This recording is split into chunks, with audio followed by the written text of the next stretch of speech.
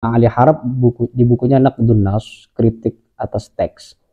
Dia menyatakan bahwa bahasa tidak membuka realita, tidak menunjukkan realita, tidak menampilkan realita, tapi membuka relasi dengan realita. Ketika saya bilang gelas, itu sebenarnya pada hakikatnya tidak langsung menunjuk ini, tetapi membuka relasi menuju ini. Jadi tidak langsung menunjuk, ada relasi, ada jembatan menuju ini. Nah, proses menuju jembatan, proses melewati jembatan itu menuju realita itu sangat kompleks.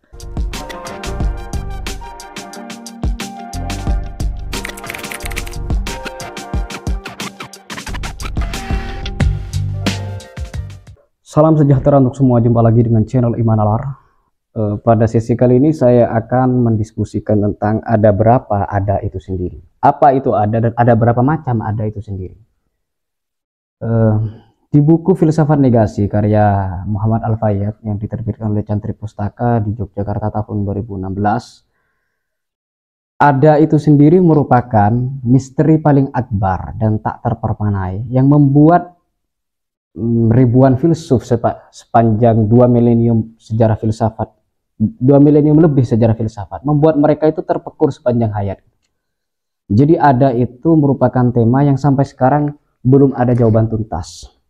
Karenanya dari dulu sampai sekarang selama lebih dari 2000 tahun para filsuf itu hanya berdebat dan menghasilkan jawaban yang sangat dalam dan nyaris tanpa dasar terkait apa ada itu sendiri. Sehingga kemudian lazim diungkapkan bahwa dalam filsafat itu tidak ada kesepakatan. Kalaupun ada kesepakatan, sepakatnya adalah sepakat untuk tidak sepakat. Terlepas dari masalah filsafat itu sendiri, paling tidak dalam video ini saya ingin menyampaikan satu pandangan yang bisa dikatakan cukup komprehensif untuk menjadi pengantar tentang definisi ada dan berbagai variasinya. Nah, pandangan itu saya dapatkan dari Imam Al-Ghazali di kitabnya Al-Munqidh Minadh Dhalal wal Musil ila Dzil Izzati wal Jalal. Kitab tersebut merupakan autobiografi intelektual Imam Al-Ghazali tentang bagaimana beliau perjalanan intelektualnya dalam mencari kebenaran.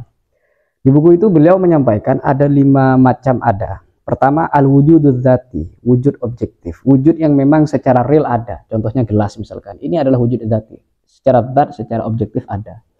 Kemudian adalah al-wujud al-aqli, wujud rasional. Gampangnya ilmu dan wawasan itu adalah memang ada, tapi sifatnya rasional, hanya ada di kepala kita. Kemudian lagi ada al-wujud al-khayali, wujud hayali, yaitu wujud yang ada di pikiran sebagai serapan dari kenyataan. Misalkan saya melihat gelas, kemudian saya membayangkannya. Bayangan saya tentang gelas itu namanya adalah wujud al-khayali, wujud imajinatif, wujud hayalan yang saya serap hayalan itu dari kenyataan. Kemudian lagi ada al-wujudul hissi, wujud indrawi. Wujud indrawi itu adalah apa yang ditangkap oleh indera kita, tapi dalam kenyataannya tidak seperti itu.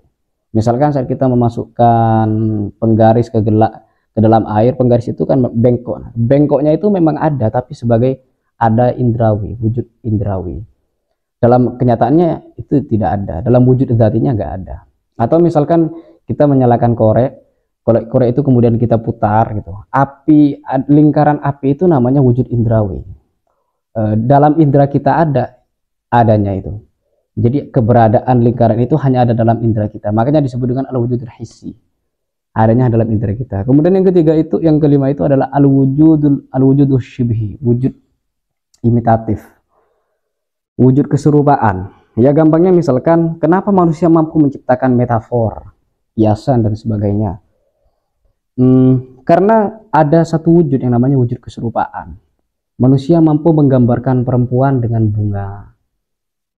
Kan sebenarnya bunga dan perempuan beda, tapi kok bisa diserupakan. Nah, keserupaan itu sendiri namanya al-wujudus syibhi, wujud imitatif, atau ya kalau saya menyebutnya wujud metaforis. Klasifikasi wujud ini penting kita ketahui agar kita lebih cermat dan jeli saat menghadapi realita. Saya contohkan misalkan, apakah berita itu, ada gelas, ada berita tentang gelas. Apakah berita tentang gelas itu adalah wujud dzati, wujud objektif? Tentu bukan, karena yang dikatakan wujud objektif itu ya gelas ini sendiri. Sedangkan Sedangkan beritanya itu masuk wujud yang mana? Lalu di sini akan terjadi dinamika intelektual dalam memahaminya. Ini adalah wujud, sebenarnya 5 wujud yang Imam Al-Ghazali paparkan itu sifatnya saling berdempetan, bersilang sengkarut, bertungkus lumus, bertaut kelindar, sehingga menimbulkan variasi yang sangat kompleks gitu. Saya contohkan misalkan gelas ini adalah wujud objektif. Penglihatan saya, hasil tangkapan indera saya terhadap ini adalah wujud hissi. Olahan pikiran saya terhadap tangkapan saya dan juga ini namanya adalah wujud akli. Kemudian saya produksi menjadi bahasa, yaitu gelas. Nah, gelas itu sendiri sebagai bahasa, kata Bambang I Sugiharto dalam bukunya Postmodern Tantangan Bagi Filsafat. Bahasa itu sendiri sebenarnya adalah metafor, kiasan dari realita. Makanya dalam kajian postmodern, misalkan salah satu pemikir Arab bernama Ali Harb di bukunya Naqdun Nas, kritik atas teks, dia menyatakan bahwa bahasa tidak membuka realita, tidak menunjukkan realita, tidak menampilkan realita, tapi membuka relasi dengan realita. Ketika saya bilang gelas, itu sebenarnya pada hakikatnya tidak langsung menunjuk ini, tetapi membuka relasi menuju ini. Jadi tidak langsung menunjuk, ada relasi, ada jembatan menuju ini. Nah, proses menuju jembatan, proses melewati jembatan itu menuju realita itu sangat kompleks. Makanya dalam kajian postmodern yang paling radikal ada muncul dekonstruksi gitu, yang justru menghablurkan dan menghancurkan relasi paten antara bahasa dengan faktanya. Kata gelas selama ini dianggap langsung menunjuk terhadap realitanya. Tapi dalam dekonstruksi enggak, dia menunjuk berbagai tanda-tanda sehingga kemudian realitanya enggak hadir, tapi dianggap hadir. Anggapan tentang kehadirannya itu disebut dengan metafisika kehadiran. Nah, dari berbagai apa yang saya sampaikan tadi, setidaknya 5 hal tadi itu penting untuk sebagai bekal wawasan ketika berhadapan dengan kenyataan. Ya, berhadapan dengan realita, berhadapan dengan bahasa, berhadapan dengan berita. Karena kekurangan pemahaman akan tipologi ada justru bisa menyamaratakan sesuatu yang sebenarnya beda. Berita tentang gelas dianggap sama persis dengan gelas itu sendiri, padahal sebenarnya beda. Tetapi meskipun berbeda, keduanya berdekatan gitu. Ada horizon yang menghubungkan keduanya. Jadi kalau misalkan dalam kajiannya Hans Georg Gadamer itu di buku Truth and Method, kebenaran dan metode, manusia itu tidak bisa mencapai objektivitas, memahami sesuatu secara apa adanya. Kenapa? Karena sebenarnya dalam proses memahami manusia itu yang terjadi adalah fusion of horizon, percampuran fusi cakrawala.